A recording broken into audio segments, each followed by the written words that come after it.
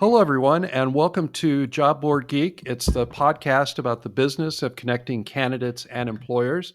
My name is Jeff Dickey-Chasins. I'm the Job Board Doctor. I am your host. And with me today, I have the extremely discreet Steven Rothberg of College Recruiter. He is the co-host. Hey, Steven, how are you? I am great, Jeff. I'm pretty excited about the weekend coming up. We've got some great weather and going to my first outdoor musical festival in 3 years. And you can practice being discreet while you're at the music festival, right? Shh, don't tell anyone. Well, today we have someone that I've known for quite a while, Mike Woodrow of Aspen Tech Labs. He's going to be coming on in a little bit to talk about what they do. It's an interesting company, and in a lot of ways, they form sort of the unseen backbone of the job board industry. But I'll let him talk about that. But first of all, before we get into that, Stephen, I had something come across my desk last week. Dice had released a press release saying that they had a patent now on the taxonomy that they use on their Dice job board to help candidates find jobs and employers find candidates. And if you're not familiar with taxonomy, basically it's simply a structure that allows the search engine to map skills onto specific jobs and to map jobs onto specific skill sets. So ultimately, it's a form of matching. In fact, it's interesting. I have a good friend of mine that works for a very very large multinational corporation, and his entire job in HR was to be doing internally for this company, building a jobs taxonomy so that they could do a better job of finding the people that they wanted. So the thing I thought it was interesting about Dice doing this is that the vast majority of job boards don't even think about this sort of stuff. Mm-hmm. They're reliant on their search engine or their job board software or Boolean or whatever happens that their tech department has come up with to do this sort of matching. And B, it's interesting because you don't typically see anyone in the job board industry going after patents. It's not a common behavior. It does happen, but it's not Yeah. common. It's more typical that you'd see, a Google or a Facebook or someone. And I look at this and I think, well, but it makes a ton of sense because there's a couple of things that DHI could do with this if they wanted to. First, they can just say, "Hey, we're the only ones that have this, and it's going to be a Mm-hmm. competitive advantage. It's so great that people that come to our site, they're going to have much better results. You're not going to be able to get this on any of the other tech job boards." Or they could instead say, you know what, we're going to make this a standard across the industry. We're going to get all the job board software companies and all of the Mm. tech job boards to start using our taxonomy, kind of like what Google did with their job schema, uh, because it's an advantage, right? It will help you find something, and it'll obviously build the value of DHI overall, which is something, being a publicly held company, they're very very, very focused on. So I just thought it was kind of interesting. It's not something that I see very often in the industry. I don't know. What are your thoughts about it, Stephen? Yeah, interesting. I have a couple main takeaways from the press release. So one is just me being a little bit snarky. But let's lead with that because I'm really Yeah. good at that. I noticed in the press release that they quoted, I think it was the CEO of Dice, Art Zell, Right. where he said something to the effect of that they've been building this for 10 years. Um, I don't think that's something you brag about in this kind of context. Hmm. If there are definitely things that when the longer it takes you to build them, the better that people will value them because it takes time.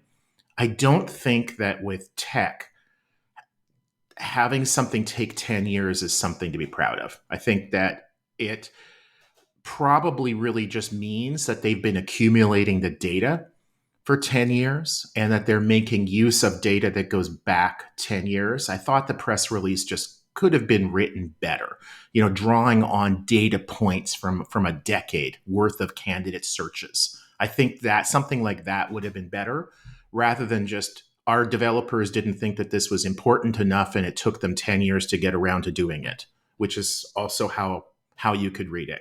That aside, it reminded me a lot of a competitor to College Recruiter, our company, After College. After College promoted very heavily its patents. And I can tell you that when we went up head to head against After College, when we were talking to employers about posting to us, very few of those employers would be aware of or mention After College's patents. But the ones that did, it mattered greatly to them. So I think it's a really great sales and marketing tool that Dice was going to be able to employ. I am skeptical, Jeff, about whether Dice is going to be able to roll this out industry wide and I don't make think this they some can. kind of they're so focused on IT, and I just can't imagine that 100,000 job boards globally are going to say, oh, well, you've got a patent on this, it must be great. I think if there were going to be a whole lot of job boards using something like that, I think it would have been what's now called Google Cloud, which we use for our search. Mm-hmm. And there certainly are many job boards that use that, but it's percentage wise, it's got to be way, way, way under 1%. Yeah. I think you're probably right. But again, like I said, it was just something that was kind of interesting to me. And listeners, if you think I'm nuts and there are, in fact, dozens and dozens of job boards out there issuing patents right and left, please let me know. I'm happy to be corrected. So anyway, our guest today, like I said, is someone I've known for a while. His name is Mike Woodrow. He runs Aspen Tech Labs. And Mike, I want to welcome you to JobBoardGeek. All right. How you doing, guys? Yeah, thanks for having me on the podcast. Happy to be here. Yeah, thanks for coming. Well, listen, I've been very familiar with your products. I mean, literally, the company was founded the year before I started consulting, and so I was telling Steven earlier that one of my very first clients ended up on the job board software because it was available and it was significantly better than the other options that were around. I think that the whole job board software market has changed a lot over the last 15 years, but I think, it's interesting how that's been expanded. So I'm curious, why don't you tell us a little bit about how you got into the recruiting industry and how you got involved with Aspen Tech and, why did it get started in the first place? Sure, I'll give you a quick rundown of that. So I've got 30 years in recruiting. So I was an executive recruiter. I did some contract recruiting back, pre Y2K. So I came at it from the recruiting side, the retained search side. And in the early 2000s, I decided that I wanted to kind of take advantage of the online recruitment space. So I launched a small job board that was a complementary service to my retained search firm. So that's how I got into the job board space, and I used some technology that was Searchies. Guys probably remember those guys. Sure, back, I remember back them. in the day. Yep. And then about 5 or so years later, I just decided I wanted to upgrade my tech, and so I started doing some research. I met a guy, and we launched an upgrade. A few years later, one of the guys who I launched the job board with called me and said, "Hey, we this partnership that I've got in the UK is not really working out. I'd really like a US partner. Would you be interested?" And so that's when Aspen Tech Labs got launched. We bought out some job board technology and we launched JobMount. And that was where we started. We started as a job board provider, and we still provide job boards, and we've upgraded them. And it's a good little niche business for us. But really, our business now, or probably around 2010, our business really started to morph into jobs data. So that's really our expertise is in the jobs data space. We do a huge amount of jobs data management, and that kind of starts with either scraping or collecting jobs data that some of our customers give us. So now we have about 300 job board customers globally, and we monitor about 60,000 corporate career sites every day for jobs content. We collect that, and kind of what you were talking about on the taxonomy side. We collect that jobs data, we clean it, we modify it in some ways. We might upgrade the geolocation, or we add some taxonomy to it. We categorize the jobs, kind of whatever our customers need us to do, and then we deliver that jobs data to our customers in whatever format they want. It's a great business because it's a subscription business. So, and in the last 8 years or whatever it's been, I mean, the job space has just kind of continued to grow. So our customers have continued to grow, and they've added more scrapes, and it's been a great business for us. So that's really our core business, but we've added some elements recently, and we have some new things coming that could be interesting to, I think, the industry and to your users. So as part of collecting this jobs data for our customers, a lot of these jobs are in the public domain. They're not proprietary jobs, they're in the public domain. If our customers give us an FTP or something, proprietary, we kind of set them aside over here. But jobs that are in the public domain, we've created a large pool of these jobs. So we've got about 8 million jobs in our jobs database now that we call our jobs index. And we've got various customers, some small job boards who take a couple thousand jobs, and some large aggregators who take all of our jobs. Some of the large guys want to have all of the jobs for their visitors, even if it's not a customer of theirs. They want to have those jobs available. And because we scrape and collect the jobs from the canonical jobs or from the original source, we always have the apply link back to the ATS to apply. So there's no kind of redirects 3 times. And I mean, we can talk about that in a separate podcast, but that's one of the bones of contention I have with this industry is when people make 20 cents or 12 cents or arbitrage make 5 cents and bounce candidates around. It drives me crazy. But anyway, I digress. But so we pull the canonical jobs, and so we've got customers who are taking that. And why would a small job board take these jobs? Why would they take 5,000 jobs or 15,000 jobs? Because they want to provide a quality visitor experience for their users, and they also want to. A lot of these jobs are not widely available. Because we collect so many jobs and we collect them from, we kind of have unique ways of collecting these jobs. We'll have companies that might only have 20 jobs. Those jobs are in our jobs index. So those jobs are not widely available. So it can help a job board like, only data jobs or, whatever, engineering jobs or cloud jobs, things like that. We can give them really fine, finely curated jobs that they can use. So that's something that's kind of interesting. And then the other thing that we're working on, I think that's kind of cool, we're actually going to present at RecBuzz, or we're hoping to in Amsterdam in September, is we're calling business intelligence. There's a lot of information that comes from these jobs, and a couple things that are interesting are, Colorado and part of New York are requiring salary data. That's coming, I think. So that's coming. So would employers want to know what their competitors are offering for wage data? We think that that's really interesting. Some of the ad agencies have told us, hey, we've got 500 customers in the UK that we manage the recruitment spend for them. We want to know, where else are these companies advertising? Are they advertising in Poland? Are they advertising in Canada? Where else are they advertising? So that we can use that for business development, and we can go to our existing customers and say, hey, we can help you in Poland. We can help you in France, not just in the UK. So those are a couple things that are interesting. And then just generally, what's happening with IT jobs in Omaha? What's happening with nursing jobs in, the Northeast? Is there an increase? Is there a decrease? What's happening with that? So we've got all this data, and we're in the process of standardizing and cleaning it. Kind of, unfortunately, we grew fast, or maybe not as smart as we could, or took the 10 years that Dice took to do their thing. Right. But the jobs are kind of all in different formats. ZipRecruiter wanted them this way, and Dice wanted them this way. And so we've got these jobs that are different. And so we're standardizing them all so that we can kind of look down. We subscribe to Google Cloud's product called Looker. It's a great visualization product that sits on top of data sets. And so we're able to visualize some of these things and offer that to our customers. So those are a couple things that are interesting that are going on, is kind of the large organic jobs, as well as business intelligence around the jobs data. Interesting.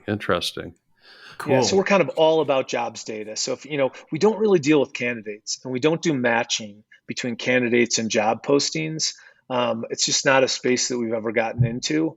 But on the jobs data side, we're kind of always interested. And if someone has an idea or something that they're looking for, and we do just a quick sales pitch, we do a ton of free trials. So if anybody's interested, gee, if I could get this jobs data or look at this jobs data, would that be interesting to me? So we're happy to kind of share that with your your audience and say, hey, take a look at this. If this could be of value to you, great. Because again, it's a subscription business. So we'll invest to get somebody going, because once they turn something on, they tend to keep it. Well, as the first sponsor of the Job Board Geek podcast, I think it was entirely appropriate that you just gave a little sales pitch. I'm cool with that. Yeah. I remember just a brief comment and then a question, Mike. But I remember when we were together a few years ago at what was then called Rec Plus, which is now Rec Buzz, and we were in Barcelona together. We were talking about the job feed, where job boards can come to you and say, hey, we're looking for more engineering jobs or more jobs in Chile or whatever. And then you have a product for them. And that's a big issue for a lot of newer job boards, where it's kind of a chicken and egg situation where you're not going to have candidates coming back to your site if you lack job content. If people run a search and they get one result, they're never going to come back, and they're going to tell their friends never to come back. On the other hand, I've always had a problem with going to those employers and saying, hey, we'll run your jobs for free for the next 3 months, 6 months, 12 months, because to try to get those employers to then pay for those postings after that free trial is a challenge. So going to an intermediary like you and getting those same jobs from you really solves both problems. And so for the job boards that are struggling to have critical mass with job content, I would definitely encourage them to give you or your team a call. We've used Aspen for 10 years or something like that. And your team has just always been rock solid. I know you've got some people in the US, you've got some people overseas. Talk with us, if you would, Mike, about what you're seeing as the differences between, say, the American job board market and Europe, Asia, Africa, et cetera. So there's a couple interesting points there. I mean, one is, the jobs content, the aggregators will give job boards jobs content, paid content. The problem that I have with that is that it's not really curated, and a new job board, especially, that they're attracting candidates and they're using their marketing dollars to get them to sell that candidate to an aggregator for 20 cents when they don't even really pay 20 cents because they only pay on 70% of the click. So it gets down to 14 cents or something like that. You're selling that candidate to someone who has a much better job, who does a much better job of marketing to that candidate with job alerts and things like that. So I'm not a big fan of using paid feeds for content. But then the flip side of it is you have to pay us for these. So you can either get paid a little bit or you can pay us. So there's a little challenge there for people. But I always say it's much cheaper to pay us and keep those candidates, ownership of those candidates, yourself. But in terms of the difference in the markets, actually, you mentioned we had people overseas. On January 1st, we had 49 people in Ukraine. So we've had a crazy year, to say the least. So, we can talk about that separately if that's interesting to your visitors. But so we moved a whole bunch of people, and we haven't had any business disruption because kind of crazy, in some crazy manner, Putin decided to do what he did rather than mess with power and internet, which is kind of what I thought he was going to do. But anyway, the differences, I think, is that especially the CPC market in the US has exploded, and so, and the CPA market is more mature, but even as that matures, then the CPC market explodes. So that's much more mature in the US than it is in Europe, is one thing that I see the difference. So it exists over there, but it's not as widespread. In the US, there's just so much going on with it, and the employers are just so desperate for people. Which is great for the industry, right? Because there's so much advertising going on. That's one of the differences. Other than that, nothing really comes to mind about major differences. What do you see as the differences between the markets? Maybe it'll tip me off to something. Well, definitely the pay for performance, which is closely related to programmatic. They're two different things, but often used together. I think another thing is languages. When you're looking at the American market, it's basically the size of the European market, but we more or less have one language, and they've got 4,822 of them. So it's a heck of a lot more complicated to do business in Europe than it is to do business in the US. And I think a lot of the job boards there reflect that. You don't see very many European job boards, so, serving that entire market. There seem to be a lot more job boards that just serve Romania, just serve Poland, just serve the UK, etc. And I think language has a lot to do with that. Yeah, I would agree with that. I think it's interesting, though. I will jump in here and say that about 60, 70% of my clients are outside of North America. And one of the things that I see that's a big difference is the revenue models. The revenue models in the US tend to be more varied. The revenue models overseas are almost always going to be pay for post. They're most of them, except in the very largest job boards, I don't see have evolved very much in terms of having subscriptions or having alternatives to job postings. And then, like you guys already said, there's a lack of knowledge about pay for performance. It's still something that's out there. Oh, we know they do that in the US, but we don't do very much of it here unless you're a certain size of a job board. But I think it's interesting. Mike, I had a question, and I mean, we kind of touched on this earlier, but I just want to go back to it. So I think two big things have happened to the industry, and I think they probably hit you as hard as anyone else. The first being the pandemic, and the second being the war in Ukraine. I'm just curious if you can tell us a little bit about how each one of them affected your business, and what has it ended up having positive effects for you in the long run. Yeah, I mean, I think, no one really wanted to use the word kind of pandemic friendly business, but I mean, the job space certainly, JP Morgan cut hiring, but Walmart and Amazon just kind of went crazy with hiring. So, and Aldi and all these guys. So, I mean, our business has been up 50% a year for the last 3 years. And we traditionally grew kind of at 30-ish% or whatever. So we've been growing significantly. So we can't really say it had a negative impact at all. I mean, the business has grown and we've become more mature. So the pandemic really hasn't had an impact on the business. And then kind of the strange thing about the war in Ukraine is it hasn't had an impact either. I mean, we've got this really great workforce who care. I mean, Steven, you've seen it. I mean, these guys, it's like their customers are their family.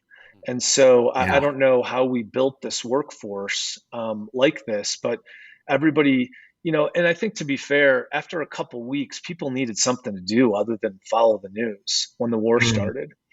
So, and we never had anyone in Eastern Ukraine. We were always in Kiev and outside of Kiev and then west.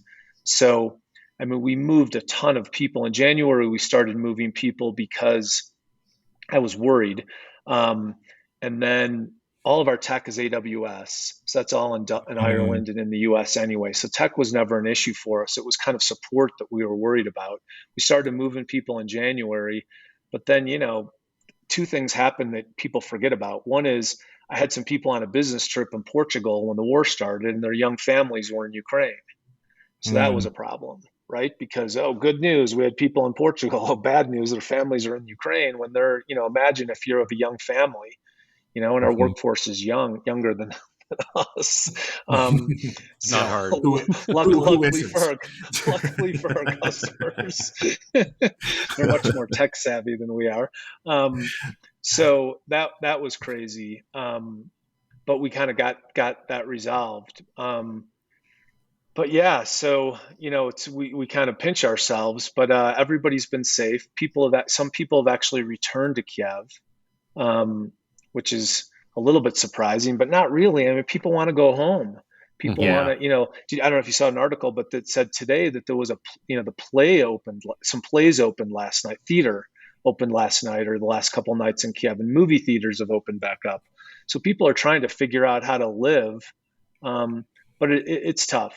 I mean, it's definitely tough for everybody. But thanks to you guys, our customers, and everyone who supported us, we've been able to really support our people and friends of you know, we haven't really like written a big check to the Red Cross. Instead, we've done things for local communities and things like that. And we really support Ukraine. I mean, the companies like us who pump money into Ukraine, that's how those countries, I think, have stayed afloat the last 10 years. There's lots of dollars and euros, flowing into these countries to keep them going. I hope that other companies will do the same thing and not lose confidence and keep working with them, because it's a great workforce, and the country needs it. It's absolutely brutal. It's really, really brutal. They're essentially, in my opinion, it's not really the Russians, but Putin. I mean, they're just trying to destroy the country. Right. Yeah. They're trying to flatten it, and they're just trying to destroy the country, and it's sad because it's so unnecessary. Right. It's very disturbing. I have some clients from Ukraine, and one of them said to me, "It's like, I can't believe this is happening in the 21st century," but it is, unfortunately. Yeah. Well, listen, Mike, I really appreciate you coming on the show. It's been very interesting. And if any of our listeners want to get a hold of you, what's the best way for them to do that? Yeah, so just, Mike at Aspen Tech Labs. Our website is webspidermount.com. That's kind of our core site for our jobs. They could listen to the ad at the beginning of the podcast and get some information. But yeah, we're having a lot of fun, and despite all kind of some challenges and stuff. I mean, the industry's growing. I'd really tell everyone to keep an eye on kind of the CPC and the CPA piece of the market. That's interesting, and there's a lot going on there. And if there's something we can do to help take a feed that you're getting and curate it in some way, or you can figure out how to, they can figure out how to do that, I would encourage everyone to be there. And let's also just remember the candidate. The candidate is the one that keeps us all in business. And so let's remember to think about the candidate and do the best we can for her experience through the process. We try and do that, and I encourage everybody else to too. So there you go. There's my little. Yeah, well, it is funny. Sometimes people in the industry do forget that the candidate is the basis for everything else that happens. But I try to remind them, and I know that when I talk to people, there's always someone like Mike that's going to come in and say, "Hey, don't forget who we're serving." So anyway, Thanks for coming on. I appreciate it. And Steven, if anyone wants to get in touch with you, what do they need to do? They can email me, Steven at collegerecruiter.com. And I'm happy if anybody's interested in sort of hearing our experiences with Aspen, reach out to me. It's going to be boring. I'm going to say it's awesome. Mike's folks in the Ukraine, our experience with them, I'm just going to use a word that is to be taken in the most positive light. And that is, we refer to them as freaks. They get their work done ridiculously quickly and just rock solid. I just don't know where you find these people, but keep finding them, and maybe give us a dozen of them or something, because I think everybody could use them. They're awesome. Slava Ukraine. Well, we appreciate that. We appreciate it. All right. Well, thanks a lot, guys. I appreciate it. Thanks a lot. And that's it for today's episode of Job Board Geek. Please feel free to subscribe via Apple, Spotify, Stitcher, whatever gets you excited. And my name is Jeff Dickey-Chasins, the Job Board Doctor. You've been listening to the only podcast that covers the business of connecting candidates and employers. That's it for today, and I will see you again next time.